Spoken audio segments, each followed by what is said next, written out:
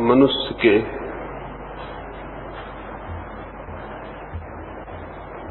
सत्य की खोज में जो पहली बाधा, जो पहला अटकाव, जो पहला बंधन है, उसे तोड़ने की बात हमने कल की। वो ज्ञान जो हमें दूसरों से मिलता है, हमारे अज्ञान से भी ज्यादा खतरनाक है। वो इसलिए ज्यादा खतरनाक है कि उसके द्वारा हमारा अज्ञान मिटता तो नहीं, छिप जरूर जाता है, ढक जाता है। और वो बीमारी जो ढकी हो, उस बीमारी से खतरनाक होती है जो खुली हो, उघड़ी हो, स्पष्ट हो। दूसरों के ज्ञान से, दूसरों के शब्दों और विचारों से, शास्त्रों और सिद्धांतों से हम कुछ जानते नहीं, लेकिन जानने लगे हैं, इस भ्रम में जरूर पड़ जाते हैं। शब्द सीख लिए जाते हैं और ये भ्रम पैदा हो जाता है कि सत्य सीख लिया गया है। ऐसे शब्दों, ऐसे ज्ञान, ऐसे उधार बासे विचारों पर मस्तिष्क मुक्ति तो नहीं खोज पाता और नए नए भ्रमजाल और नई नई कल्पनाओं और नए नए बंधनों में ग्रसित हो जाता है। ये ज्ञान छोड़ना जरूरी है। इस ज्ञान को छोड़ने के लिए कोई प्रयास भी नहीं करना होगा।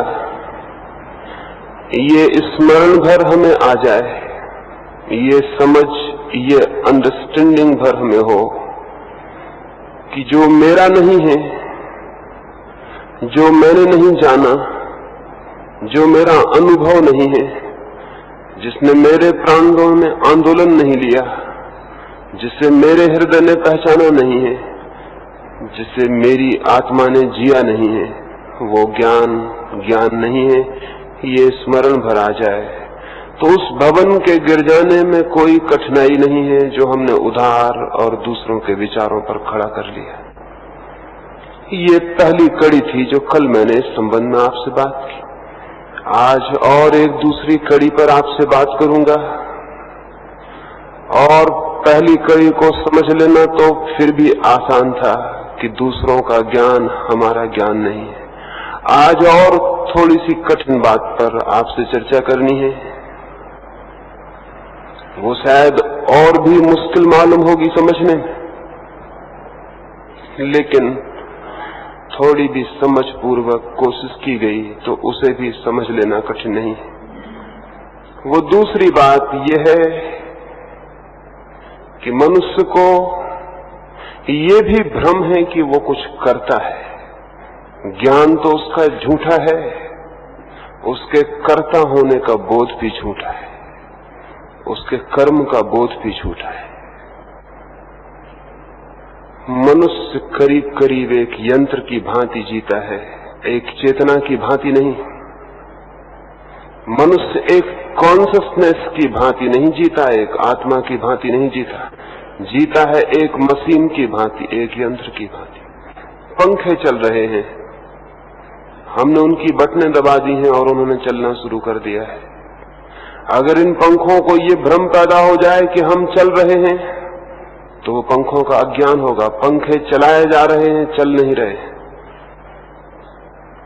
मशीनें चलाई जाती हैं, चलती नहीं। मनुष्य भी चलता नहीं है, केवल चलाया जाता है। लेकिन उसे ये ख्याल है और ये ख्याल उसके जीवन में सबसे बड़ी जंजीर है। उसे ये ख्याल है कि मैं चलता हूं, उसे ये ख्याल है मैं करता हूं, उसे ये ख्याल है कि मैं करने वाला हूं।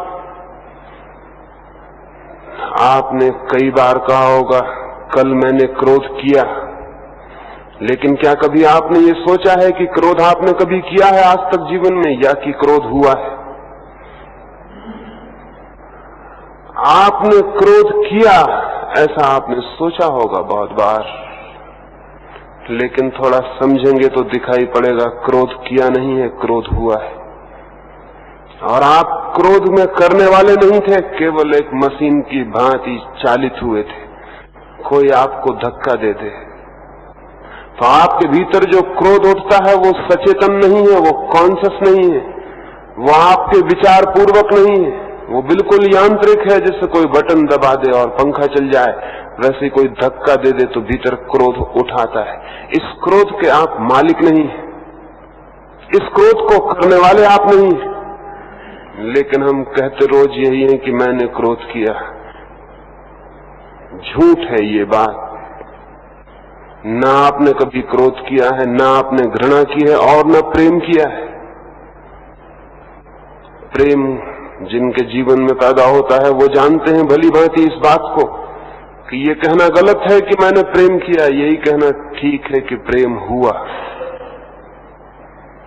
इट हैपन्स, हो जाता है, आप करते नहीं। लेकिन कहते हम यही है कि मैंने प्रेम किया। या आपके बस में है प्रेम करना? तो मैं एक आदमी को आपके सामने बिठा दूं और कहूं कि चलिए इसे प्रेम करिए, आप प्रेम कर पाएंगे? एक आदमी को आपके सामने बिठा दिया जाए और कहा जाए चलिए इस पर क्रोध करिए, आप क्रोध कर पाएंगे?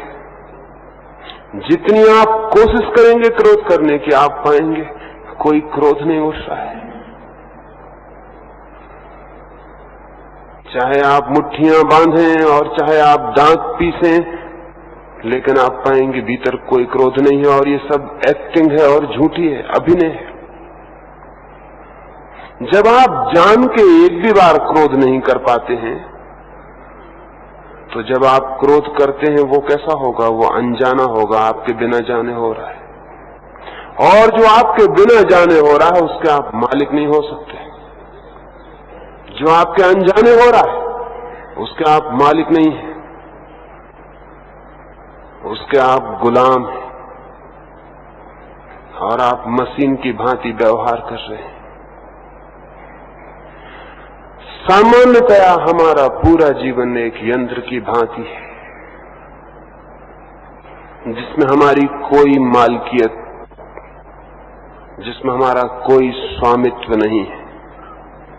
आपके भीतर लोभ है, आप अपने लोभ के मालिक हैं। आपने लोभ को पैदा किया है। आपके भीतर सेक्स है, आप सेक्स के मालिक हैं, उसे आपने पैदा किया है? नहीं, आपने उसे पाया है। बच्चा युवा होता है और अचानक पाता है कि उसके भीतर काम ने, सेक्स ने एक तीव्र उभार लिया है। उसके भीतर कोई नई वासना जागने लगती है, जिसे वो जागते हुए पाता है लेकिन जिसका वो मालिक नहीं है। वो वासना बिल्कुल अचेतन है, उसका उसे कोई होश नहीं, कोई बोध नहीं। लेकिन शायद वो कहता यही होगा, ये वासना मेरी है। अगर हम अपने चित्त का ठीक ठीक विश्लेषण करें और अपने कर्मों का भी, तो हम पाएंगे वे हमसे होते हैं, हम उनके करने वाले नहीं। और ये कर्ता का भ्रम है कि मैं कर रहा हूं।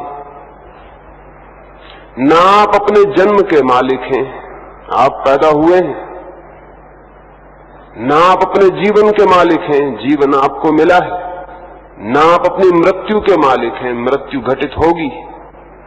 आप अपनी श्वास के भी मालिक नहीं हैं, जो भीतर और बाहर आ जा रही है। लेकिन कहते हम यही है कि मैं श्वास ले रहा हूं। इससे ज्यादा झूठी बात आदमी ने कभी नहीं कही होगी। आप श्वास ले रहे हैं तो फिर आपकी मृत्यु होनी असंभव है। मृत्यु खड़ी हो जाएगी, आप श्वास लिए ही चले जाना। लेकिन हम भली भांति जानते हैं कि जो श्वास बाहर चली गई और नहीं लौटने को है, तो हम उसे नहीं लौटा सकेंगे। तो ये कहना गलत है कि मैं श्वास ले रहा हूं, यही कहना ठीक है कि श्वास आ रही है, जा रही है, मैं कहां आता हूं इसमें। ये कहना गलत है कि मेरा जन्मदिन, मुझसे पूछा था किसी ने, मेरा कोई वश है मेरे जन्म पर, मेरा कोई अधिकार है, मेरी कोई स्वीकृति है? नहीं, मैं कहीं भी नहीं आता हूं। जीवन जन्मता है लेकिन मैं कहता हूं मेरा जन्म। श्वास चलती है लेकिन मैं कहता हूं मेरी श्वास मैं ले रहा हूं। क्रोध उठता है, काम उठता है, लोभ उठता है, और मैं कहता हूं मेरा क्रोध, मेरा प्रेम, मेरी घृणा, मेरे मित्र, मेरे शत्रु। बहुत अनजाने और बहुत नासमझी से जो सारी क्रियाएं बिल्कुल यांत्रिक, मैकेनिकल हैं, उनके हम स्वामित्व की घोषणा करने लगते हैं और कहते हैं मैं इनका मालिक हूं। इस बात की कसौटी इससे हो सकेगी कि अगर आपके भीतर क्रोध हो और आप न चाहें तो न हो, तो हम समझ सकेंगे कि आप क्रोध करते हैं।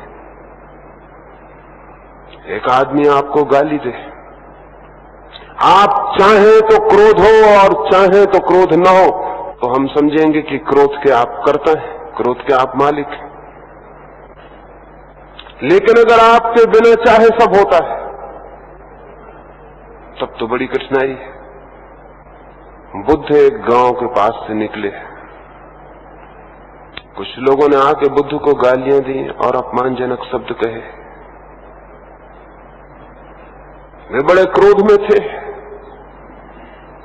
बुद्ध ने कुछ ऐसी बातें कही थी कि उनके पुराने धर्मों की जड़ें हिल गई थी, और बुद्ध ने कुछ ऐसी बातें कही थी कि उनकी परंपरागत रूढ़ियों पर चोट पड़ी थी। वे गांव के क्रुद्ध लोग, उन्होंने बुद्ध को रास्ते पर घेर लिया और बहुत गालियां दी। थोड़ी देर बाद बुद्ध ने कहा, मेरे मित्रों, अगर तुम्हारी बात पूरी हो गई हो तो मैं जाऊं, मुझे दूसरे गांव जल्दी पहुंचना है। वे थोड़े हैरान हुए और उन्होंने कहा, हमने क्या कोई ऐसी बातें कही हैं कि आप इतनी शांति से ये कहें कि मुझे दूसरे गांव जाना है? आपकी बातें पूरी हो गई क्या?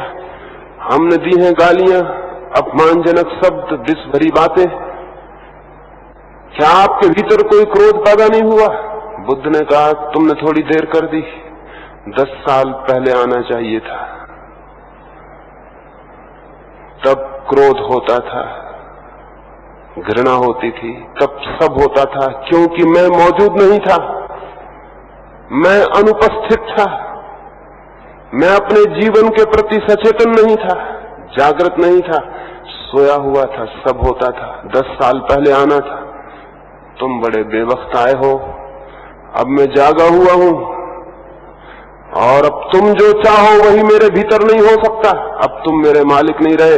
मैं जब सोया हुआ था तब तुम मेरे मालिक थे, अब मैं जागा हुआ हूं, मैं अपना मालिक हूं। तुमने गालियां दी ठीक, लेकिन मैं गालियां लेने से इनकार करता हूं। तुमने मेहनत की, श्रम उठाया, तुम गांव के बाहर इस भरी दोपहरी में आए और तुमने न मालूम कितनी पीड़ा झेली होगी, तभी तो तुम इतने विष भरे शब्द बोल सके। लेकिन ठीक तुमने बोला, लेकिन तुम अकेले थोड़ी इस लेन देन में हो, मैं भी तो भागीदार होना चाहिए। तुमने दिया, मुझे लेना चाहिए, तभी तो गाली अर्थपूर्ण होगी, लेकिन मैं लेने से इनकार करता हूं। तुम बड़ी मुश्किल में पड़ोगे। अब इन गालियों का क्या करोगे, कहां ले जाओगे? क्योंकि पिछले गांव में कुछ लोग फूल और फल और मिठाइयां लेकर आए थे और मैंने उनसे कहा, मित्रों, मेरा पेट भरा है, तो वो वापस ले गए। उन्होंने क्या किया होगा? भीड़ में से किसी ने कहा, अपने घर ले गए होंगे, अपने बच्चों को बांट दी होगी।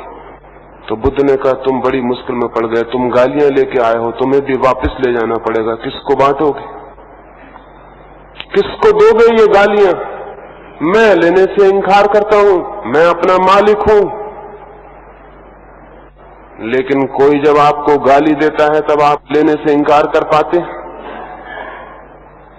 नहीं, वो दे भी नहीं पाता और आप पाते हैं कि आप ले चुके हैं। उसकी गाली पूरी भी नहीं हो पाती कि आप तक पहुंच गई होती।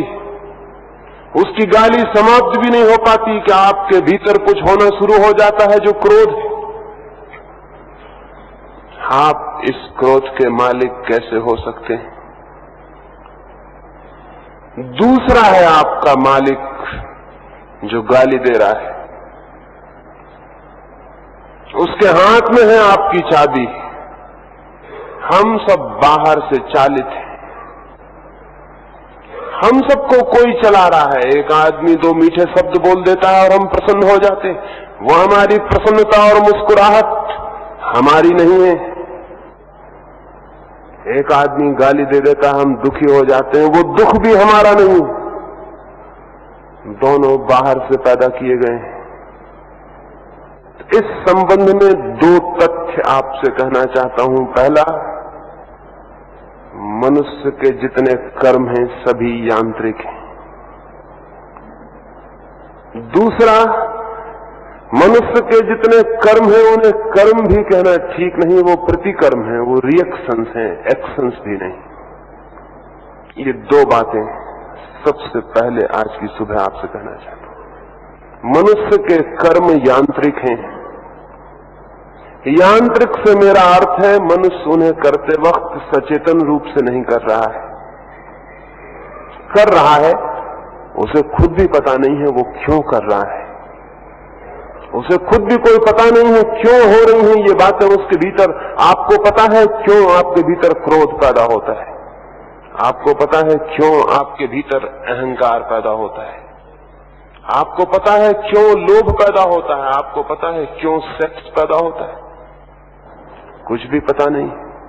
अंधी ताकतों के हाथ में हमें खिलवाड़ से शायद ज्यादा नहीं मालूम होते। कुछ होता है और हम उसके शिकार हैं। क्यों होता है?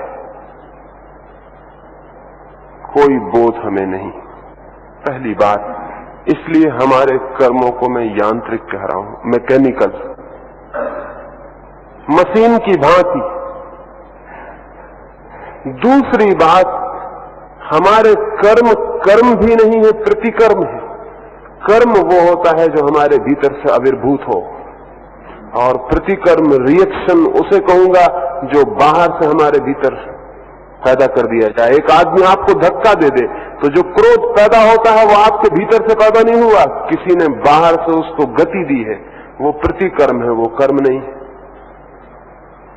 वो रिएक्शन है। आपने कभी कोई ऐसा कर्म किया है जो आपके भीतर से पैदा हुआ हो, जिसका आविर्भाव अपने भीतर से आया हो? कुछ कर्म किए होंगे जो भीतर से आए होंगे, लेकिन उनके आने में आप सचेतन न रहे होंगे, होश से भरे हुए न रहे होंगे। दो तरह के कर्म हैं हमारे, अचेतन भीतर से आने वाले और प्रतिकर्म बाहर से आने वाले। इन दोनों के बीच में जो मनुष्य घिरा है वो बड़े गहरे बंधन में है। लेकिन वो क्या करे? क्या वो अपने क्रोध को दबा ले? दबा लेने से कोई फर्क नहीं पड़ेगा। क्या वो अपनी वासनाओं को दबा ले? कोई फर्क नहीं पड़ेगा, क्योंकि जो उनके पैदा करने में मालिक नहीं है वो उनके दबाने में भी कैसे मालिक हो सकता है? जो उनके पैदा करने में मालिक नहीं है वो दबाने में भी मालिक नहीं हो सकता। और अगर किसी भांति जबरदस्ती वो दबा ले तो उसका क्रोध, उसकी वासनाएं, उसके कर्म दूसरे रास्तों से प्रकट होने लगेंगे जो और भी खतरनाक होगा। ऐसा हो रहा है रोज। आप एक दफ्तर में काम करते हो और आपका मालिक क्रोध से भर जाए और गुस्से में दो शब्द बोल दे, तो शायद आपको अपना क्रोध पी जाना पड़े इसलिए कि जैसे नदी की धार नीचे की तरफ उतरती है, ऐसे ही क्रोध की धार भी नीचे की तरफ उतरती है, ऊपर की तरफ नहीं चढ़ती। आपका मालिक है, उसकी तरफ क्रोध की धार चढ़ाना खतरनाक है। वो जीवन मरण का प्रश्न बन सकता है। इसलिए आप पी जाएंगे, ऊपर से मुस्कुराते रहेंगे। झूठी होगी वो मुस्कुराहट, भीतर क्रोध उबल रहा होगा, लेकिन उसको पी जाएंगे, उसको संभाल के अपने घर ले आएंगे। मजबूत मालिक पर वो नहीं निकल सकता, तो कमजोर पत्नी पर निकल सकता है। घर आके कोई बहाना आप खोज लेंगे जिसका आपको पता भी नहीं है कि मैं बहाना खोज रहा हूं, जिसका आपको ख्याल भी नहीं है कि मैं ये क्या खोज रहा हूं। और कमजोर पत्नी में कोई बहाना मिल जाएगा, जो कि स्वाभाविक है। आदमी बहुत कमजोर है, उसके पास 25 बहाने। हो सकता है वो थाली भोजन परोसते वक्त जोर से पटक दे, और उसकी थाली पटकने में भी कोई और कारण हो सकता है। हो सकता है कि उसकी पड़ोसन ने उससे कुछ शब्द कहे हो जो उसके भीतर क्रोध को दबा गई हो, और थाली इसलिए जोर से गिरे क्योंकि वो क्रोध भीतर धक्के दे रहा है कुछ करने को, कुछ तोड़ने को, कुछ फोड़ने को। हो सकता है भोजन में वो नमक डालना भूल जाए, और वो भूलने भी हो सकता है कि इस कारण हो कि कल रात आपने उससे जो शब्द कहे थे वो इतने कड़वे थे कि आज मीठा भोजन देना आपका उसका चित्त राजी नहीं है। वो भूलना भी बिल्कुल अचेतन हो सकता है, उसे ख्याल भी ना हो कि वो भूल गई। और आप घर जाएं और कोई बहाना खोज के अपनी पत्नी पर टूट पड़ेंगे, और आपको ऐसा लगेगा कि बिल्कुल जायज, बिल्कुल जस्टिफाइड है मेरा क्रोध, पत्नी ने गलती की है। लेकिन अगर थोड़ा समझेंगे तो पाएंगे कि ये बिल्कुल यांत्रिक है। क्रोध कहीं और पैदा हुआ था, उसको आप इकट्ठा किए लिए आए हैं, वो बहना चाहता है। आप झूठे बहाने खोज के उसको बाहर है। पत्नी को आप मार सकते हैं, गाली दे सकते हैं, अपमान कर सकते हैं। पत्नी आपसे शायद कुछ भी नहीं कह सकेगी, क्योंकि हजारों वर्ष उसको समझाया गया है कि पति परमात्मा है, ये पति देवता है। और ये किसने समझाया है? ये पतियों ने समझाया है कि हम देवता हैं, हम परमात्मा हैं, हमको पूजना, और हम कुछ भी करें और कोई भी व्यवहार करें वो सब ठीक है। हजारों वर्ष की सिखावन का फल है कि पत्नी इसको पी जाएगी। लेकिन पत्नी का मन भी वैसा ही काम करता है जैसा पति का। थोड़ी देर में उसका बच्चा स्कूल से लौटेगा और वो कोई बहाना खोजेगी, वो बच्चे को मारेगी। इस मारने में बच्चे का कोई संबंध नहीं होगा। हो सकता है वो कहे कि तुमने किताब फाड़ डाली, हालांकि बच्चा रोज किताबें फाड़ के आता रहा था, लेकिन कल तक ये बात उसे दिखाई नहीं पड़ी थी, आज उसे दिखाई पड़ जाएगी। हो सकता है वो कहे कि कपड़े तुम गंदे करके आ गए हो, हालांकि बच्चा रोज स्कूल से कपड़े गंदे करके आता रहा था, लेकिन इस पर कभी उसकी नजर न गई थी, आज नजर निश्चित चली जाएगी। आज वो कारण खोज रही है, उसके भीतर इकट्ठा है क्रोध जो बहना चाहता है। मशीन की तरह उसके भीतर कोई वेग है जो बहना चाहता है। आज ये बच्चा पिटेगा और बच्चे को पता भी नहीं होगा कि ये क्रोध बड़ी दूर से यात्रा करके आ रहा है। ये दफ्तर में उसके पिता को उसके मालिक ने दिया था। बच्चा क्या करेगा? अपनी मां को न तो मार सकता है, न गाली दे सकता है। शायद वो अपनी गुड़िया की टांग तोड़ डाले, शायद वो अपने खिलौने को तोड़ दे, या हो सकता है अपने बस्ते को पटक के स्लेट फोड़ डाले। जहां उसकी ताकत चल सकेगी वहां वो अपने क्रोध को बहा देगा। ऐसा सारा यांत्रिक जीवन है हमारे चित्त का, और ये सारा यांत्रिक जीवन इसलिए यांत्रिक बना हुआ है कि हम इस बात को देखने की भी हिम्मत नहीं करते कि बिल्कुल मशीन जैसा व्यवहार है, बल्कि इस व्यवहार को हम रोज रोज न्याययुक्त ठहराकर ऐसा एहसास करने लगते हैं कि जो मैं कर रहा हूं बिल्कुल ठीक कर रहा हूं, और मैं कर रहा हूं। ये दोनों बातें झूठ है। न तो मैं कर रहा हूं, और ठीक करना तो बहुत दूर का सपना है, क्योंकि जिस बात का करने का मैं मालिक ही नहीं हूं उसे ठीक करने का तो कोई सवाल भी नहीं उठता है। ये सब हो रहा है।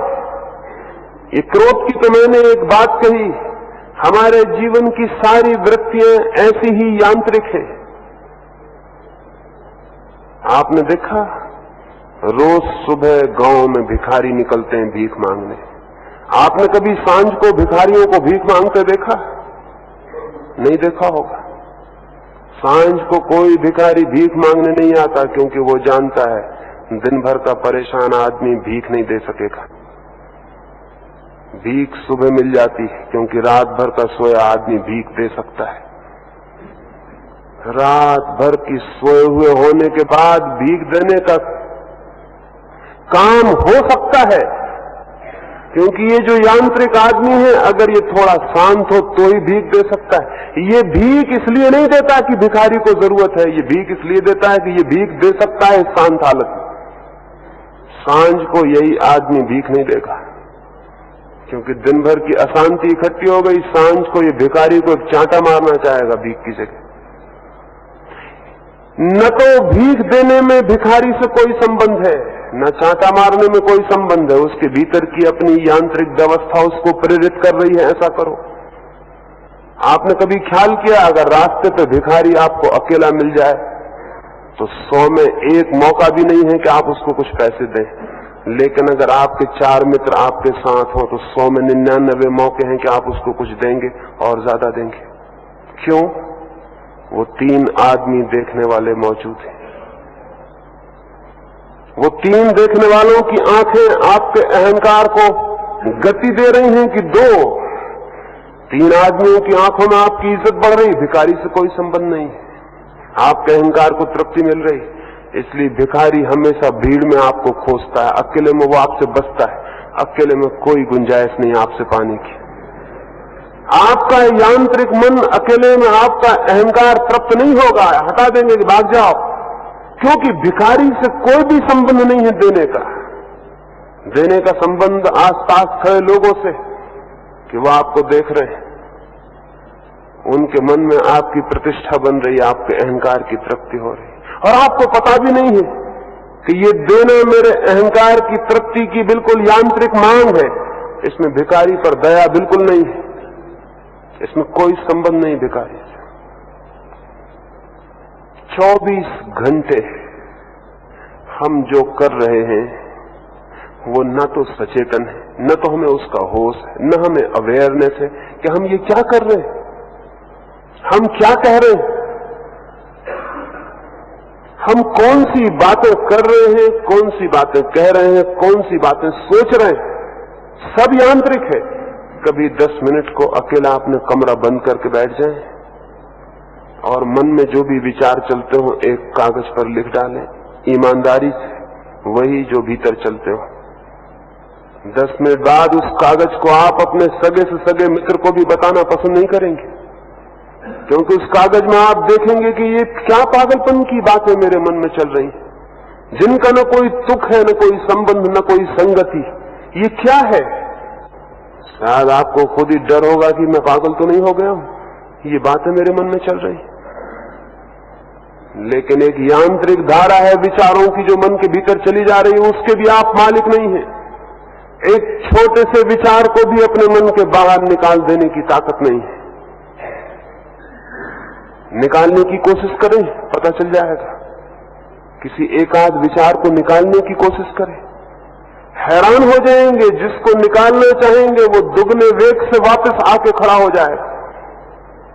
यहां दरवाजे पर हम एक तख्ती लगा दें, भीतर झांकना मना है, फिर हम में से कौन इतना शक्तिशाली है जो बिना भीतर झांके निकल जाए। और अगर कोई संयमी, कोई तपस्वी, कोई झक्की, कोई हठी निकल भी जाए तो उसका मन पीछे लौट लौट के झांकने का होता रहेगा। उसकी रात की नींद खराब हो जाएगी। रात सपने में वो उसी दरवाजे के आसपास घूमेगा जहां लिखा है भीतर झांकना मना है। और हो सकता है कल वो वापस आए और उस दरवाजे में से झांक के देखे। उसके प्राण व्याकुल हो जाएंगे, क्योंकि जिस विचार को निषेध किया गया है वो आकर्षण उपलब्ध कर लेता है। दुनिया में इतनी चीजों में आकर्षण दिखाई पड़ रहे हैं, आपको पता है क्यों? उन चीजों में शायद ही कोई आकर्षण है, लेकिन निषेध ने बल दे दिया है। मुसलमान मुल्कों में जहां सारी स्त्रियां बुर्कों में ढकी हुई हैं, एक भी स्त्री सड़क पर से नहीं निकल पाती जिस पर हजारों आंखें न टिक जाती हो। उसका कारण स्त्री नहीं है, उसका कारण बुर्के। आदिवासी कौमों में जहां स्त्रियां करीब करीब अर्धनग्न है, कोई आंख उन पर टिकती नहीं, कोई आंख उनके शरीर को भेदना नहीं चाहती। कोई कारण नहीं है भेदने का, द्वार खुला हुआ है और वहां लिखा हुआ नहीं कि भीतर झांकना मना है। जिन चीजों को हम जितना छिपाते हैं और दूर करते हैं, हमारी आंखें उतनी उनकी तलाश करने लगती हैं, खोज करने लगती हैं। ये हमारा चित्र निषेध में जहां इनकार है वहीं वहीं घूमने लगता है, वहीं वहीं घूमने लगता है। तो अजीब घटना घट गई है मनुष्य जाति के इतिहास में। जिन चीजों से हमने मनुष्य को अलग करना चाहा है, अपनी ही नासमझी के कारण उन्हीं चीजों पर मनुष्य के चित्त को रोक रखा है। उन्हीं चीजों पर जो कौम जितनी ब्रह्मचर्य की बात करती है उतनी ही सेक्सुअल है, उतनी ही कामुक है। जो लोग जितनी अध्यात्म की बात करते हैं उतने ही निरा भौतिकवादी हैं, उतने ही निपट भौतिकवादी हैं। जो लोग जितनी आत्मा की बातें करते हैं और शरीर के विरोधी हैं, उन जैसा शारीरिक चित्त खोजना जमीन पर असंभव है। एक साध्वी के साथ में बातें कर रहा था। समुद्र के किनारे हम बैठे हुए थे। समुद्र की हवाएं जोर से आई और मेरे चादर को उड़ा के उन्होंने साध्वी के ऊपर गिरा दिया। अब समुद्र की हवाओं को कोई भी पता नहीं कि कौन पुरुष है और कौन स्त्री, और समुद्र की हवाओं को यह भी पता नहीं कि साध्वियां पुरुष के कपड़ों से बहुत भयभीत होती हैं। लेकिन साध्वी तो भयभीत हो गई। लेकिन मेरे सामने उसकी ये भी हिम्मत न पड़े कि वो मुझसे कहे कि अपने चादर को रोकिए, और फिर मैं तो चादर को उड़ा भी नहीं रहा था, इसलिए रोकने का मालिक भी कौन था। हवाएं उड़ा रही थी, हवाएं जाने, मैं भी चुप बैठा देखता रहा। आखिर उसकी बर्दाश्त के बाहर हो गया। उसने मुझसे कहा, माफ करिए, पुरुष का चादर हमें नहीं छूना चाहिए। मैंने उनको पूछा, आप आत्मा की बातें कर रही थी और कह रही थी कि हम तो शरीर नहीं है, आत्मा है। बात तो ये हो रही है कि हम शरीर नहीं है, आत्मा है, और मामला यहां अटका हुआ है कि पुरुष के ऊपर जो चादर पड़ी है वो भी पुरुष हो गई। चादर भी पुरुष और स्त्री हो सकती है। बात आत्मा की है, अटकाव चादर पर है। तो मैंने उनसे निवेदन किया, आप भूल में हैं। आपको शायद पता भी न होगा कि इस पुरुष की चादर में जो आपको भय मालूम हो रहा है, ये भय बड़ा अचेतन है। पुरुष से दूर रहने की जो निरंतर कोशिश की है, उससे ये भय पैदा हुआ है। ये चादर का, इसमें कोई हाथ नहीं है, इसमें पुरुष का भी कोई हाथ नहीं है। पुरुष के साथ जो दीवार खड़ी की है निरंतर, पुरुष के प्रति जो घृणा और द्वेष और दूरी का भाव पैदा किया है, जो भय पैदा किया है, वो भय इतना मन में जाके गहरा बैठ गया है, वो आकर्षण इतना गहरा हो गया है निषेध से कि आज पुरुष का चादर भी वही अर्थ रखता है जो कोई भी ऐसी बात अर्थ रखती जो कि काम से और सेक्स से संबंधित होती। आज पुरुष के चादर में भी वही अर्थ आ गया। ये अर्थ पुरुष की चादर में कहीं भी नहीं है। ये दबे हुए मन में, दमित मन में, दबाई गई सेक्सुअलिटी में है, दबाए गए यौन में है। ये सारा भाव वहां बैठा है और उसको कोई नहीं देख रहा है। वो बिल्कुल अचेतन है, वो बिल्कुल अचेतन काम कर रहा है। हमारा अचेतन मन बड़े अजीब अजीब ढंग से काम करता है जिनका हमें ख्याल भी नहीं है। 24 घंटे हम उस भांति जी रहे हैं और हमारे कर्मों का, हमारे विचारों का, हमारे भावों का एक अचेतन प्रवाह है, यांत्रिक प्रवाह है जिसका हमें कोई बोध नहीं कि क्या हो रहा है। ऐसे चित्त को लेकर क्या कोई सत्य की खोज पर निकल सकता है? ऐसे चित्त को लेकर क्या कोई स्वयं को जानने की यात्रा पर निकल सकता है? ऐसे चित्त को लेकर आत्मज्ञान संभव है? नहीं। ऐसे चित्त को लेकर आत्मज्ञान इसलिए संभव नहीं है कि जिसे अभी अपने चित्त का ही ज्ञान नहीं है, उसे आत्मा का ज्ञान कैसे हो सकेगा? तो फिर क्या करें? एक विकल्प है जो हजारों वर्ष से हमें सिखाया गया है कि ऐसे चित्त का दमन करो। अगर क्रोध उठता है तो क्रोध को हटाओ और क्षमा करो। हमें सिखाया गया है कि क्षमा परम धर्म है। क्रोध छोड़ना चाहिए और क्षमा अंगीकार करनी चाहिए। सेक्स छोड़ना चाहिए और ब्रह्मचर्य को उपलब्ध होना चाहिए। असत्य छोड़ना चाहिए, सत्य को पाना चाहिए। घृणा छोड़नी चाहिए, प्रेम को पाना चाहिए। लेकिन मैं आपसे क्या निवेदन करूं, जो अभी अपने क्रोध का मालिक नहीं है, वो क्रोध को छोड़ेगा कैसे? छोड़ने के लिए मालिकियत चाहिए। और जो क्रोध का ही मालिक नहीं है, वो क्षमा का मालिक कैसे हो सकता है? जो अभी अपने जीवन की सामान्य वृत्तियों को जानता भी नहीं कि वो क्या है पूरी पूरी, वो उन्हें छोड़ेगा कैसे? छोड़ तो नहीं सकता, दबा सकता है, सप्रेस कर सकता है, दमन कर सकता है, जबरदस्ती उनके ऊपर बैठ सकता है।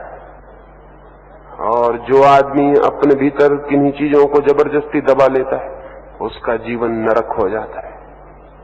क्योंकि जिन चीजों को वो दबाता है, वो उभरना चाहती हैं, निकलना चाहती हैं, वो अपनी अभिव्यक्ति की मांग करती, तो उन्हें रोज रोज दबाना होता है, सुबह से सांझ, रात से सुबह दबाना होता है, और फिर भी वो मौका पाके रोज रोज निकलती रहती। अच्छे लोग इसीलिए बहुत बुरे सपने देखते हैं। जब नींद में वे सो जाते हैं और उनकी दबाने की ताकत सो जाती है, तो बैठी हुई सारी प्रवृत्तियां उभरने लगती। जिन्होंने दिन भर उपवास किया है, वो रात भर सपनों में भोजन करते हैं। ये स्वाभाविक है, इसमें कुछ भी अस्वाभाविक नहीं, क्योंकि दिन भर जिस वृत्ति को दबाया है, जब तक हम जागे रहते हैं दबाए रखते हैं, लेकिन जब हम सो जाएंगे तब क्या होगा? हम सो जाएंगे, दबी हुई वृत्ति एकदम से जोर से बाहर आ जाएगी। जिस वृत्ति को दिन में दबाया है, वो स्वप्न में वापस लौट आएगी। जिस वृत्ति को जवानी में दबाया है, वो बुढ़ापे में वापस लौट आएगी।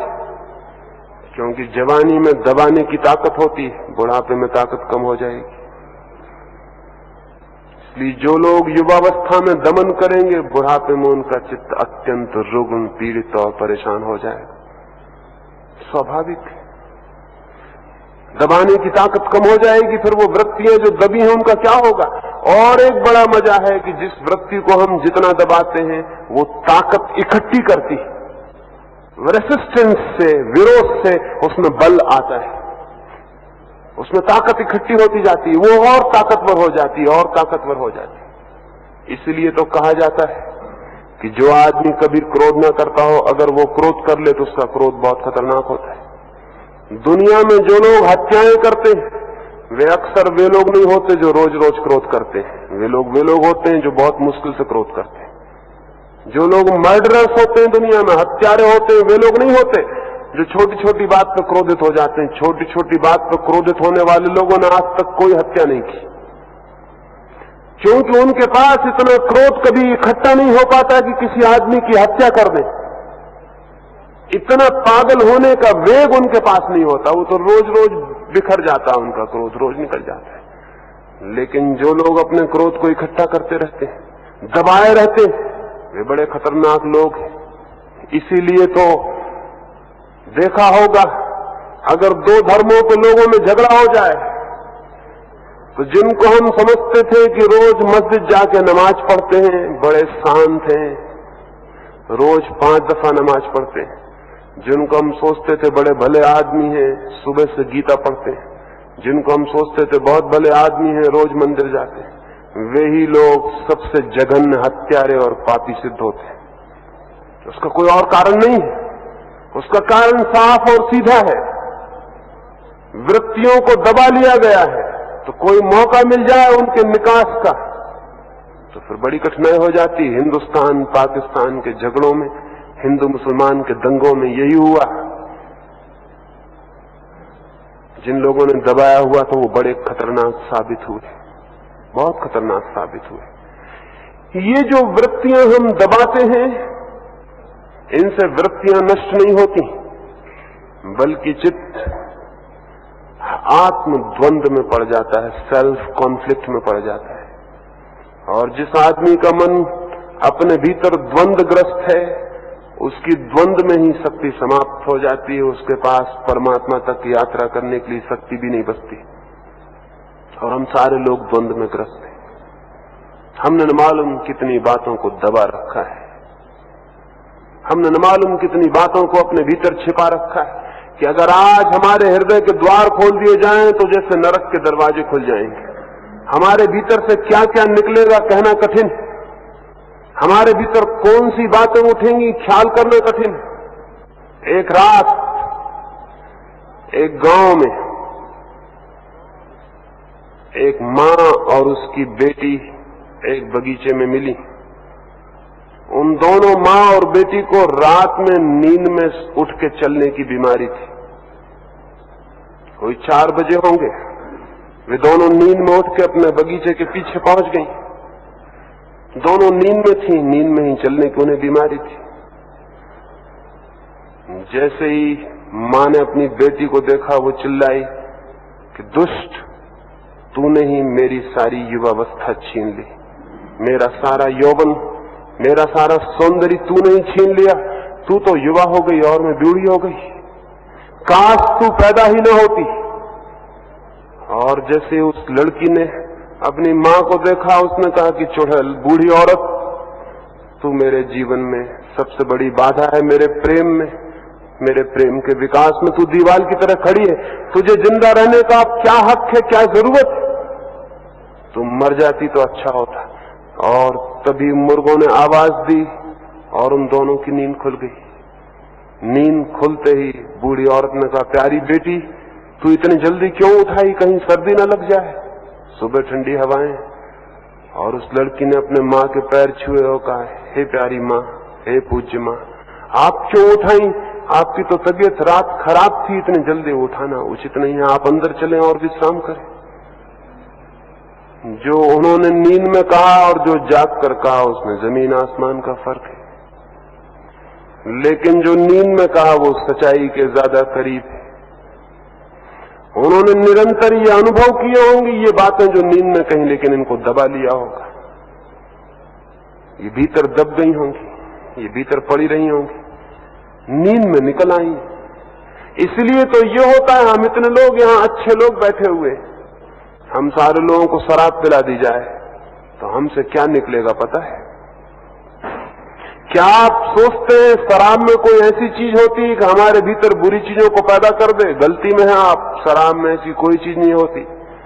शराब में तो केवल इतना ही गुण होता है कि आपके होश को सुला देती, तो जिस चीज को आपने दबा रखा वो निकलना शुरू हो जाती। शराब बुरी बातें पैदा नहीं करती। शराब तो केवल उस दरवाजे को, सेंसर को, वो जो हमने बिठा रखा है पहरेदार, जो निकलने नहीं देता चीजों को, उसको सुला देती। उस बेहोशी में सब भीतर से निकलना शुरू हो जाता है। एक भले आदमी को जो भजन गा रहा हो शराब पिला दीजिए, वही आदमी गाली देने लगता है। शराब कहीं भजन को गाली बना सकती? शराब में कोई बात ही नहीं है, उसमें कोई केमिकल नहीं है जो भजन को गाली बना दे। लेकिन भजन जो आदमी कह रहा था वो ऊपर से कह रहा था और गालियां भीतर इकट्ठी थी। शराब पीते से ऊपर का आदमी सो गया, भीतर का आदमी बाहर आ गया। ये जो भीतर हम दबाए हुए, ये नष्ट नहीं होता, ये समाप्त नहीं होता, ये भीतर मौजूद है, ये हमेशा मौजूद है और हमेशा काम कर रहा है भीतर से। दमन से, सप्रेशन से कोई चित्त परिवर्तित नहीं होता है, सिर्फ 2 हिस्सों में बढ़ जाता है। एक अच्छा चित्त बन जाता है जो हमने संभाल लिया, और एक बुरा चित्त जो हमारे भीतर बैठ जाता है। और इन दोनों के भीतर जो द्वंद चलता है उसमें हम मर जाते हैं। जैसे मेरे दोनों हाथों को मैं लड़ाऊं तो कौन जीतेगा? कोई जीत सकता है? बायां हाथ जीतेगा कि दायां हाथ जीतेगा? कोई भी नहीं जीत सकता, क्योंकि दोनों हाथ मेरे हैं। कौन जीत सकता है? दोनों के पीछे ताकत मेरी है, तो मेरे दोनों हाथ लड़ेंगे, न तो कोई जीतेगा न कोई हारेगा। लेकिन हाँ, दोनों के लड़ाने में मैं बर्बाद हो जाऊंगा, मेरी ताकत नष्ट हो जाएगी। दोनों चित्त मेरे हैं। वो जो चेतन में मैंने सोच रखा है और जो मैंने दबा रखा है, वो दोनों मेरे हैं। उनकी लड़ाई से क्या होगा? उनकी लड़ाई से कोई जीतने वाला नहीं है। उनकी लड़ाई से मैं समाप्त हो जाऊंगा और नष्ट हो जाऊंगा। इसलिए दमन कोई मार्ग नहीं है, कोई रास्ता नहीं है। दमन से आज तक मनुष्य जाति को कोई हित नहीं हुआ। तो क्या करें? क्या मैं ये कहता हूं कि जो हो उसे होने दें? क्या मैं ये कहता हूं कि भोग में पागल होकर कूद जाएं? क्या मैं ये कहता हूं क्रोध आए तो क्रोध करें? क्या मैं ये कहता हूं कि घृणा आ जाए तो घृणा करें? नहीं, ये मैं नहीं कह रहा हूं। मैं आपसे ये कह रहा हूं कि घृणा, क्रोध, प्रेम, जो कुछ भी हमारे चित्त में है वो सभी यांत्रिक है। हमें उसका पता भी नहीं वो क्यों है और क्या है, और ऐसी स्थिति में उसे बदला तो जा ही नहीं सकता। फिर क्या किया जा सकता है? उसे गैर यांत्रिक बनाया जा सकता है, उसके प्रति जागा जा सकता है, उसके प्रति होश से भरा जा सकता है। तो जीवन की जो जो क्रियाएं यांत्रिक हैं, अगर वे सचेतन हो जाएं तो उनमें क्रांति अपने आप होनी शुरू हो जाती है। क्योंकि सचेतन होने का अर्थ है जीवन की स्थिति के प्रति पूरी तरह जागरूक होना, होश से भरे होना। हम बेहोश, यांत्रिक होने का अर्थ बेहोश, यांत्रिक होने का अर्थ सोए हुए। हम करीब करीब सोए हुए हैं, करीब करीब बेहोश। हमें कुछ भी पता नहीं ये सब क्या हो रहा है, क्यों हो रहा है। इस बेहोशी में लिए गए कोई निर्णय काम के नहीं है अगर आप बेहोशी बने रहते हैं, क्योंकि बेहोशी में लिए गए निर्णय भी बेहोश होंगे, और बेहोशी में लाई गई क्षमा भी बेहोश होगी, बेहोशी में लाया गया प्रेम भी बेहोश होगा। और इसलिए दिखाई तो पड़ेगा प्रेम, लेकिन परिणाम बड़े खतरनाक होंगे। हम सबको इस बात का शायद अनुभव भी होगा। जो आपको प्रेम करता है वो आपके गले में हाथ डालता है, बड़े प्रेम की बातें करता है, लेकिन थोड़े दिनों बाद पता चलता है उसके हाथ प्रेम के नहीं थे, आपके गले की जंजीरें बन गए। आप जिसको प्रेम करते हैं पहले बड़ी मधुर और मीठी बातें और बड़ी कविताएं करते हैं, और थोड़े दिनों बाद जिसको आपने प्रेम किया उसे पता चलता है कि आप तो उसके प्राण के ग्राहक हो गए, आप तो उसकी परतंत्रता बन गए। आपने तो सब तरफ से उसे कस लिया, प्रेम का नाम लिया था, पजेशन, प्रेम का नाम लिया था और प्रभुत्व कायम कर लिया। सारी दुनिया में ये हो रहा है। बेहोश आदमी प्रेम भी करेगा तो उसका प्रेम भी बहुत खतरनाक है, क्योंकि बेहोश आदमी की किसी बात का कोई भरोसा नहीं कि वो क्या कर रहा है और क्या नहीं कर रहा है। एक फकीर होने के पहले एक बादशाह की लड़की से प्रेम करता था। एक सुबह उससे विदा होते वक्त उसने उस लड़की को कहा, तुझसे ज्यादा सुंदर, तुझसे ज्यादा श्रेष्ठ और कोई स्त्री पृथ्वी पर नहीं। वो युवती प्रसन्न हुई होगी, क्योंकि युवक युवतियों से हमेशा ही यही बातें कहते रहे, सभी युवक सभी युवतियों से। वो युवती प्रसन्न हुई होगी, बहुत खुश हुई होगी, उसकी आंखों में खुशी भर गई, उसके होंठ मुस्कुराहट से भर गए। लेकिन वो आदमी अजीब रहा होगा, वो उतर रहा था सीढ़ियां, वापस अपने घर जा रहा था, रुक गया और उसने कहा कि सुन, तुझे मैं एक बात और बता दूं। मैंने ये कह तो दिया, लेकिन कहने के बाद मुझे ख्याल आया कि ये बात तो मैं और स्त्रियों से भी पहले कह चुका हूं। यही बात तो मैंने और स्त्रियों से भी कही है तुझसे पहले। तेरी मुस्कुराहट देख के मुझे ये ख्याल आया कि मैंने बिल्कुल अनजाने में ये बात और स्त्रियों से भी कही है, तुझसे भी कह रहा हूं। इसमें कोई अर्थ नहीं है, मुझे कोई होश ही नहीं कि मैं क्या कह रहा हूं और क्या कर रहा हूं। हम क्या कह रहे हैं, क्या कर रहे हैं, क्या सोच रहे हैं, इसका होश है? अगर होश हो तो जिंदगी दूसरी हो जाएगी, क्योंकि होश में आदमी वही काम नहीं कर सकता जो बेहोशी में करता है। एक बादशाह की सुबह सुबह एक राजधानी में सवारी निकलती थी। चौरस्ते पर खड़े होकर एक आदमी बादशाह को गाली देने लगा। उस आदमी को पकड़ के बंद करवा दिया गया और दूसरे दिन बादशाह के सामने लाया गया। और बादशाह ने उससे पूछा, तूने किस लिए गालियां दी मुझे? मुझे याद भी नहीं आता कि मेरे द्वारा तेरा कभी कुछ बुरा हुआ हो, तूने क्यों गालियां दी मुझे? उस आदमी ने कहा, क्षमा करें, मैं शराब पिए हुए था, मैं अपने होश में नहीं था। तो जिसने आपको गालियां दी वो दूसरा ही आदमी था। आप मुझसे तफसील न करें, आप मुझसे पूछताछ न करें। जिसने आपको गालियां दी वो दूसरा ही आदमी था, वो बेहोश था। मैं होश में हूं, मैं आपके पैर छूना चाहता हूं, आपको नमस्कार करना चाहता हूं। मैंने वो गालियां आपको नहीं दी, वो दूसरा ही आदमी रहा होगा। अब तो मेरा होश वापस आ चुका है। जो मैंने बेहोशी में किया वो मैं होश में नहीं कर सकता हूं। कोई आदमी जो बेहोशी में करता है होश में नहीं कर सकता है। अगर भीतर चित्त पूरा होश से भर जाए तो आपका सारा जीवन बदल जाएगा। आज तक कोई आदमी होश पूर्वक क्रोध नहीं कर सका है, आप भी नहीं कर सकेंगे। ये असंभव है, ये इम्पॉसिबिलिटी है कि कोई आदमी होश पूर्वक क्रोध कर सके। कोशिश करके देखें, क्रोध आ रहा हो और आप होश पूर्वक क्रोध करके देखें कि मैं पूरे बोध से भरा रहूं कि ये क्रोध आ रहा है, मैं क्रोध कर रहा हूं। आप पाएंगे जिस मात्रा में ये बोध होगा उसी मात्रा में क्रोध मंदा और धीमा हो जाएगा। मेरे एक मित्र को क्रोध की बीमारी थी और उन्होंने मुझसे पूछा मैं क्या करूं, क्योंकि वो बहुत उपाय कर चुके थे, कोई उपाय कारगर नहीं हुआ था, हो भी नहीं सकता। किसी ने कहा क्रोध आए तो राम राम जपो, लेकिन जो आदमी होश में नहीं है वो राम राम कैसे जपेगा? और राम राम जपेगा तो वो भी क्रोध में जपेगा, और क्रोध का जप खतरनाक है, उससे कोई मतलब नहीं है। वो राम राम वैसे ही जपेगा जैसे किसी को पत्थर मार रहा हो गुस्से में, उससे क्या फर्क पड़ने वाला है? उसके भीतर क्रोध उबल रहा है। तो मैंने उनको कहा एक छोटा सा काम करें, एक कागज में लिख के अपने खीसे में रख लें बड़े बड़े अक्षरों में कि अब मुझे क्रोध आ रहा है। उसे खीसे में ही रखे रहें हमेशा, और जब भी क्रोध आए कृपा करके एक दफा पढ़ लें और वापस रख लें, फिर जो भी करना हो करें। उन्होंने कहा इससे क्या होगा? मैंने उनसे कहा कि मुझसे मत पूछिए, मुझे महीने 2 महीने बाद आके बताइए क्या होगा। वो 2 महीने बाद वापस लौटे और मुझसे बोले ये तो बड़ी हैरानी की बात है, जैसे मैं खीसे की तरफ हाथ ले जाता हूं भीतर में पाता हूं क्रोध गाया वो नहीं है।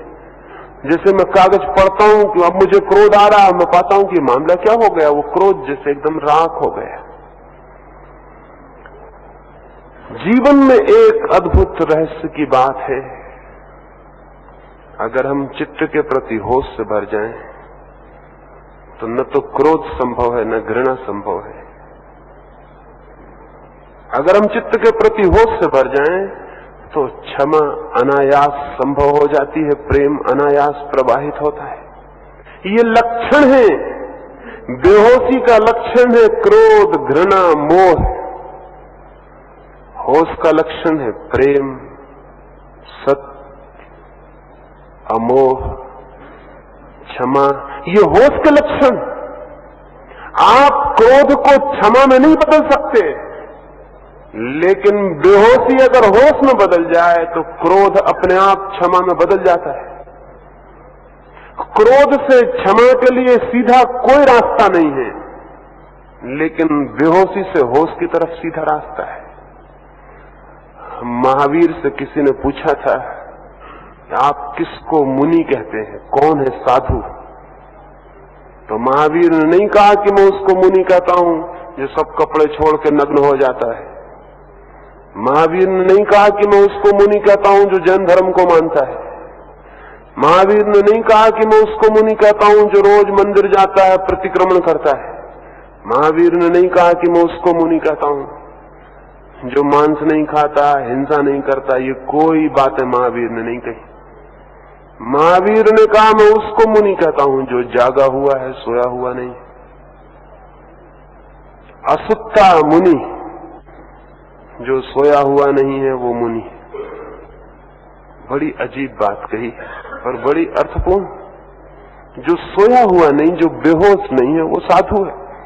जो सोया हुआ है, बेहोश है, चाहे मंदिर जाए चाहे वैश्यालय जाए, कोई फर्क नहीं है उसके सोने में। उसका सोना एक सा है, वो दोनों जगह बेहोश जा रहा है, उससे कोई फर्क नहीं पड़ता। कैसे हम जाग जाएं? तो इस जागरण के लिए पहली तो बात ये जानना जरूरी है कि हम यंत्र हैं और सोए हुए, क्योंकि वही आदमी जाग सकता है जो पहले पक्के रूप से ये समझ ले कि मैं सोया हुआ हूं, क्योंकि जिसको ये भ्रम है कि मैं जागे हुआ हूं वो जागेगा कैसे। इसलिए मैंने आज की सुबह में इस चर्चा पर जोर दिया है कि आप सोए हुए हैं, मनुष्य सोया हुआ है बेहोश है। ये पहले बहुत स्पष्ट रूप से दिखाई पड़ जाना चाहिए कि हम बेहोश हैं, तो शायद इस बेहोशी की पीड़ा से ही हमारे भीतर जागरण का क्रम शुरू हो। और बड़े मजे की बात तो ये है, कभी आपने ख्याल किया, रात आप सपना देखते हैं तो आपको पता नहीं चलता है कि आप सपना देख रहे हैं, आपको लगता है जो देख रहे हैं वो सच है। सुबह जागने पर पता चलता है कि सपना देखा वो सच नहीं था, लेकिन सपने में तो सपना सच मालूम होता है। तो अभी हम जिस हालत में है मालूम होता है वो सच है, और कोई पता नहीं चलता है कि वो झूठ है। और न पता चलने का एक कारण ये भी है कि हमारे आसपास जितने लोग हैं वो भी सब उसी हालत में, तो ऐसा लगता है कि ये तो मनुष्य की सामान्य स्थिति है, यही जागरण है, सभी लोग हम एक जैसे। और बल्कि अक्सर ये हो जाता है, अगर एक आदमी आपके भीतर ऐसा आ जाए जो जागा हुआ है तो आप उसकी हत्या कर देंगे कि आदमी गड़बड़। नहीं तो क्राइस्ट को कोई काहे के लिए सूली पर लटका है, और गांधी के लिए कोई काहे के लिए गोली मारे, और सुकरात को कोई जहर क्यों पिलाए, ये गड़बड़ आदमी। ये बीच में आ जाते हैं सोए हुए लोगों के और ऐसी बातें कहने लगते हैं जो सोए हुए किसी आदमी की समझ में नहीं आती, क्योंकि ये क्या कह रहे हैं, क्या गड़बड़ बात कर रहे हैं। क्राइस्ट कहते हैं जो तुम्हारे बाएं गाल पर चांटा मारे तुम दायां उसके सामने कर दो, ये बड़ी फजूल की बात कह रहे हैं, ये आदमी पागल। क्योंकि हम तो जानते हैं कि जो आदमी ईंट मारे उसको पत्थर से जवाब दो, ये तो हम जानते हैं, और हम सब इसी बात को जानते हैं। जो आदमी एक आंख फोड़ दे उसकी दोनों फोड़ दो, और ये पागल आदमी है क्राइस्ट, ये कहता है बाएं गाल पे कोई चांटा मारे तो दायां सामने कर दो, खत्म करो इस आदमी को। ये कोई बीमार या कोई पागल या कोई गड़बड़, कोई अजनबी, कोई स्ट्रेंजर हमारे बीच पैदा हो गया, ये हमारे बीच का नहीं। तो हम सारे लोग चूंकि एक जैसे हैं, जब एक ही बीमारी सब लोगों को हो जाए तो बीमारी का पता नहीं चल सकता है, इसलिए बीमारी का कोई पता नहीं चलता। एक गांव में एक बार ऐसा हो गया था, एक जादूगर आया और उसने एक कुएं में एक पुड़िया डाल दी और कहा कि इस कुएं का पानी जो भी पिएगा वो पागल हो जाए। उस गांव में दो ही कुएं थे, एक गांव का कुआं था और एक राजा का कुआं था। तो गांव के लोगों को तो कितनी देर तक प्यास सहते, प्यास नहीं सही जा सकती, पागलपन सहा जा सकता है, लेकिन कितनी देर प्यासे रहते। सांझ होते होते पानी पीना ही पड़ा, सारा गांव सूरज ढलते ढलते पागल हो गए। राजा, उसका वजीर, उसकी रानी, उन्होंने नहीं पिया, उनका अपना कुआं था, वो उससे पानी पिए, वो बड़े प्रसन्न थे कि हम अच्छे बच गए। लेकिन सांझ को उन्हें पता चला कि प्रसन्नता बड़ी महंगी पड़ गई। सारे गांव के लोग विचार करने लगे कि मालूम होता है राजा का दिमाग खराब हो गया। सारे गांव का दिमाग तो खराब हो गया था, राजा अजनबी मालूम होने लगा कि बातें क्या कर रहा है। सारे गांव के लोग और ही ढंग के हो गए थे, राजा और ढंग का रह गया, अकेला पड़ गया। सारे गांव के लोगों ने सभा की और कहा कि राजा को बदलना होगा, नहीं तो राज्य बर्बाद हो जाएगा, ये आदमी तो पागल हो गया मालूम होता है। राजा बहुत घबराया, उसने अपने वजीर को पूछा अब हम क्या करें, मामला तो उल्टा है, लेकिन इनकी भीड़ ज्यादा है, इनकी संख्या ज्यादा है, और संख्या बल देती है कि संख्या जिसकी ज्यादा है वो सच है। इसलिए तो सारे दुनिया के धर्म अपनी अपनी संख्या बढ़ाने में लगाते हैं, हिंदू को ईसाई बनाओ, मुसलमान बनाओ। ये बेवकूफी किस लिए चलती है? इसलिए चलती जिसकी संख्या ज्यादा वो सच। संख्या सबूत है सच्चाई का, इनकी संख्या ज्यादा है, क्या करें? वजीर ने कहा एक ही रास्ता है, हम भी उसी कुएं का पानी पी ले, नहीं तो जिंदा रहना मुश्किल हो जाएगा। वो तीनों गए और उन्होंने बड़ी शांति से भगवान का नाम लेकर उस कुएं का पानी पी लिया। उस रात उस गांव में बड़ा जलसा मनाया गया, नृत्य हुए, गान हुए, स्वागत हुआ, और गांव के लोगों ने कहा धन्य है परमात्मा, तेरी कृपा, हमारे राजा का दिमाग तूने ठीक कर दिया। तो राजा ठीक हो गया था, बस्ती फिर चलने लगी। ये जो सामूहिक रोग है जीवन का, बेहोशी, इसलिए इसका पता नहीं चलता कि हम बेहोश की तरह जी रहे हैं। किसी चीज पर हमारा कोई वश, कोई जागरण नहीं है, और ऐसी स्थिति में कोई भी परिवर्तन नहीं हो सकता। लाख उपाय करें कोई फर्क नहीं होगा। फिर क्या करें?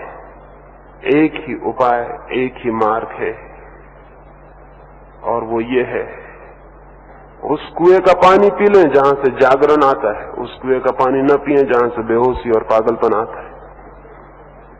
वो कुआं हमारे भीतर है, उसी कुएं को मैं ध्यान कहता हूं, जिससे जागरण आता है, जिससे होश आता है, जिससे अवेयरनेस पैदा होती है, जिससे आदमी जागता है और अपने जीवन को, चित्त को समझना शुरू करता है। इस होश के कुएं का पानी पिए तो जरूर चित्त के प्रति एक होश आएगा और एक परिवर्तन होगा। कैसे जागें?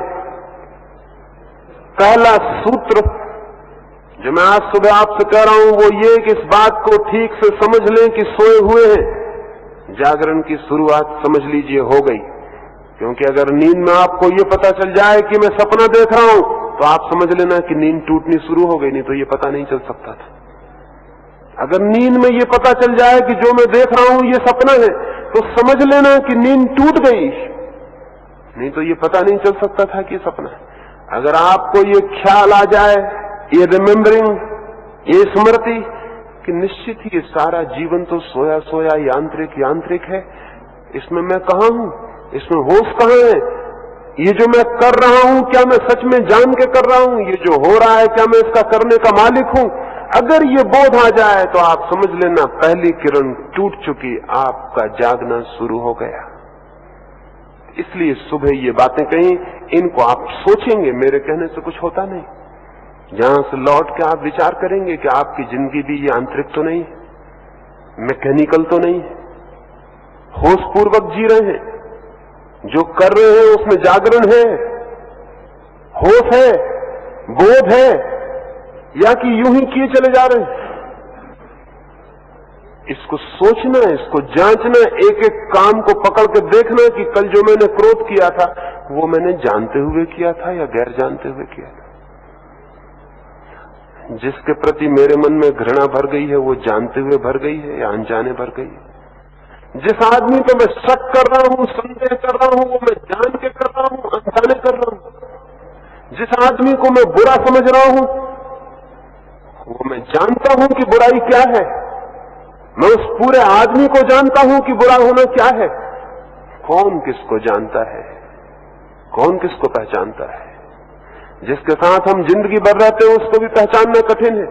तो मैं जजमेंट लेने वाला कौन हूं, मैं निर्णय लेने वाला कौन हूं कि मैं कहूं फला आदमी बुरा है, फला आदमी चोर है, फला आदमी बेईमान है। ये कहीं सब मैं बेहोशी में तो नहीं कर रहा हूं, और हम कर रहे हैं। अगर मैं आपके पास आऊं और कहूं कि फला आदमी बहुत अच्छा आदमी, बड़ा ईमानदार है, आप कहेंगे कहां ईमानदारी रखी है इस कलयुग में? ईमानदारी आसान है क्या? आपको पता नहीं होगा, वो भी आदमी जरूर बेईमान होगा, सब बेईमान है। अगर मैं आपसे कहूं फला आदमी ईमानदार है, आप विश्वास न करेंगे और आप 25 दलीलें देंगे कि ईमानदार नहीं हो सकता। लेकिन अगर मैं आपसे कहूं फला आदमी बेईमान है, आप कहेंगे निश्चित होगा। आप एक भी विरोध में दलील नहीं देंगे। आपको पता है ऐसा क्यों हो रहा है? निंदा पर हम एकदम विश्वास कर लेते हैं, प्रशंसा पर कभी भी नहीं। क्यों? अचेतन है ये बात। निंदा से हमें खुशी होती है, क्योंकि जब भी कोई आदमी नीचा हो जाता हमको लगता हम ऊंचे हो गए, और जब भी किसी आदमी की प्रशंसा होती हमको दुख होता है, कोई आदमी ऊपर होता है तो हम नीचे होते हैं। इसका हमें पता ही नहीं कि हम ये क्या कर रहे हैं। जब कोई निंदा करता है एकदम विश्वास कर लेते हैं, निंदा पर कोई शक पैदा नहीं होता, कोई डाउट पैदा नहीं होता। निंदा एकदम स्वीकृत हो जाती है, कोई किसी के बाबत कुछ भी कह दे, लेकिन किसी की प्रशंसा कभी स्वीकृत नहीं होती। हमारा चित्त बिल्कुल अचेतन काम कर रहा है, वो स्वीकार करने को राजी नहीं है। लेकिन क्या हम जानते हैं, हम क्या जानते हैं? जिंदगी इतनी रहस्यपूर्ण है कि निर्णय लेना कठिन है। तो हमारा एक एक काम जांचने की जरूरत है। मैंने सुना है एक न्यूयॉर्क में एक घर में एक विवाह का जलसा हुआ। कोई 200 मित्र मेहमान थे, आमंत्रित थे। मेहमान सब आ गए। भोजन शुरू होने को था कि एक मेहमान ने अपने खीसे से एक बहुत खूबसूरत छोटी सी पेटी निकाली और उसमें से एक सिक्का निकाला। सिक्का 3000 वर्ष पुराना इजिप्ट का सिक्का था, मिस्र का सिक्का था। और उसने कहा कि मैंने इसे 25,000 रुपए देकर खरीदा है, 1 रुपए के सिक्के को, 3000 वर्ष पुराना है। ये सबसे ज्यादा पुराना सिक्का है जो उपलब्ध है। एक सिक्का और है इसी के समय का, बस ये 2 ही सिक्के हैं। एक सिक्का दुनिया में किसी और दूसरे आदमी के पास है, एक ये है। मैंने खरीदा तो मैंने सोचा कि शादी में ले चलूं, मित्रों को दिखा दूंगा, वो खुश होंगे। सिक्का हाथों हाथ घूमने लगा। कुछ लोगों ने भीड़ लगा ली और उससे पूछने लगे कितना पुराना है, किस राजा के वक्त का है, किस धातु का बना है, सारी बातें, इस पे क्या लिखा हुआ है। और सिक्का घूमने लगा। आधा घंटे बाद सिक्का मिलना मुश्किल हो गया, वो न मालूम कहां खो गया। जिससे भी पूछा उसने कहा मुझे मिला था लेकिन मैंने पड़ोसी को देखने को दे दिया, मुझे कुछ पता नहीं। जिससे भी पूछा उसने कहा मेरे हाथ में आया था, मैंने देखा, फिर मैंने दूसरे को दे दिया। वहां भीड़ थी 200 लोगों की, शादी का घर था, सिक्का कहां गया, मुश्किल हो गया। सिक्का था कीमती। बड़ी कठिनाई हो गई, शादी की रंग रौनक उड़ गई, चोरी का मामला हो गया। सारे मेहमान इकट्ठे हो गए और उन्होंने कहा हमारे खीसे देख लिए जाएं, कपड़े देख लिए जाएं। हमने तो लिया नहीं। यही तय हुआ कि सबके कपड़े देख लिए जाएं। लेकिन एक आदमी ने कहा कि मैं तो यहां मेहमान की तरह आया हूं, चोर की तरह नहीं। इतना मैं कह सकता हूं, मैंने सिक्का नहीं लिया, लेकिन मेरे खीसे में कोई हाथ नहीं डाल सकता है। मैंने आपसे कहा भी नहीं था कि आप सिक्का दिखलाइए। इतना मैं कहता हूं, मैंने सिक्का नहीं लिया, लेकिन मेरे खीसे में हाथ नहीं डालने दूंगा, मैं कुछ चोर थोड़ी। सोच के डालना, ये पिस्तौल मेरे हाथ में। तब तो बात और भी स्पष्ट हो गई, हम सबको भी स्पष्ट हो गई, बात साफ है। इस आदमी ने सिक्का ले लिया। पुलिस को फोन करना पड़ा, लेकिन इससे पहले पुलिस आती एक और अद्भुत घटना घट गई। पुलिस को फोन किया गया, सारे घर के दरवाजे बंद कर दिए गए। झगड़े की नौबत साफ थी, उस आदमी को छूना ठीक नहीं था, वो गोली चला सकता था। अजीब पागल था, लोग समझा भी रहे थे लेकिन वो राजी नहीं था। और तभी एक नौकर ने इस पानी के बर्तन को टेबल पर से उठाया और लोगों ने देखा कि उस बर्तन के नीचे वो सिक्का रखा हुआ है। उस आदमी ने, बेचारे ने सिक्का नहीं लिया था, सिक्का टेबल के ऊपर था। तो लोगों ने कहा तुम कैसे पागल हो, जब तुमने सिक्का नहीं लिया तो इतना उपद्रव क्यों खड़ा किया। उसने अपने खीसे में हाथ डाला और उसी जैसा दूसरा सिक्का बाहर निकाला। उसने कहा दूसरे सिक्के का मालिक मैं हूं। ये जो आदमी कह रहा था कि दूसरा सिक्का है वो मेरे पास, मैंने भी सोचा कि चलूं शादी में लेता चलूं वहां दिखला, लेकिन इसने पहले दिखला दिया तो मैं चुप रह गया, अब कोई मतलब न था दिखलाने का। लेकिन 5 मिनट पहले कौन मेरा विश्वास कर सकता था कि ये सिक्का चोरी का नहीं है? कौन विश्वास कर सकता था? 5 मिनट पहले कौन ऐसा आदमी होगा उन 200 लोगों में जिसने शक न किया होगा इसने चोरी की? लेकिन जिंदगी इतनी रहस्यपूर्ण है, जिंदगी इतनी मिस्टीरियस है कि इस तरह के निर्णय लेने बिल्कुल अचेतन, मैकेनिकल है। इनमें कोई होश नहीं है, ये निर्णय सजग और जागरूक नहीं है। तो जिंदगी में एक एक चीज परखें, जो हम विचार करते हैं वो सजग होकर विचार कर रहे हैं क्या? उसके सारे पहलुओं को हम जानते हैं क्या? सारे रहस्य से हम परिचित हैं? जो हम काम कर रहे हैं वो सजग होकर कर रहे हैं? जो क्रोध, जो प्रेम, जो घृणा हमसे बह रही है वो सजग है या बेहोश? जो हम सोच रहे हैं, जो हम भाव कर रहे हैं वो सजग है या बेहोश? इसकी खोज, इसकी पहचान, इसकी परख जितनी गहरी होगी उतना ही आपको दिखाई पड़ेगा कि आप बिल्कुल सोए हुए आदमी, आप जागे हुए आदमी नहीं। और अगर ये दिखाई पड़ जाए तो बड़ी बात हो गई, क्योंकि ये दिखाई पड़ जाना जागने का पहला सूत्र है। तो ये निवेदन करता हूं, आज की सुबह तो इस पर थोड़ा विचार करेंगे, खोजेंगे। कल मैंने कहा ज्ञान से छुटकारा हो जाना चाहिए, आज मैं आपसे कहना चाहता हूं यांत्रिकता से छुटकारा हो जाना चाहिए। लेकिन यांत्रिकता से छुटकारा तभी हो सकता है जब हम जान लें कि ये यांत्रिकता है। हमारा अहंकार इसको मानने नहीं देता। वो कहता है मैं और यांत्रिक, मैं हूं समझदार, मैं हूं होशियार, मैं हूं विचारशील। कौन कहता है मैं यांत्रिक? हमारा अहंकार मानने नहीं देता कि मैं यांत्रिक हूं। और जिसका अहंकार ये मानने नहीं देता मैं यांत्रिक हूं, वो निश्चित रहे उसका अहंकार उसे सुलाए रखेगा और कभी जागने नहीं देगा। तो बहुत अपने प्रति बहुत कठोर होने की जरूरत है। दुनिया में हम दूसरों के प्रति तो बहुत कठोर हो जाते हैं, अपने प्रति बिल्कुल नहीं। अपने प्रति बहुत कठोरता से जांच करने की जरूरत है कि सच्चाई क्या है सच्चाई मेरे चित्त की। और अगर इसको देखेंगे तो कठिन नहीं है ये बात देख लेनी कि जिंदगी में हमने जो कुछ किया है वो हमसे हुआ है, हमने किया नहीं। हम उसके मालिक नहीं थे, हम बिल्कुल बेहोश थे। और अगर ये बात दिख जाए तो इससे बड़ी क्रांतिकारी कोई घटना नहीं होती मनुष्य के जीवन। फिर इसके बाद कुछ हो सकता है, वो क्या हो सकता है उसकी बात मैं कल करूंगा। लेकिन आप ये देखेंगे तो ही वो हो सकता है, वो मेरे कहने से कुछ भी नहीं हो सकता। तो आखिरी सूत्र की बात मैं कल करूंगा।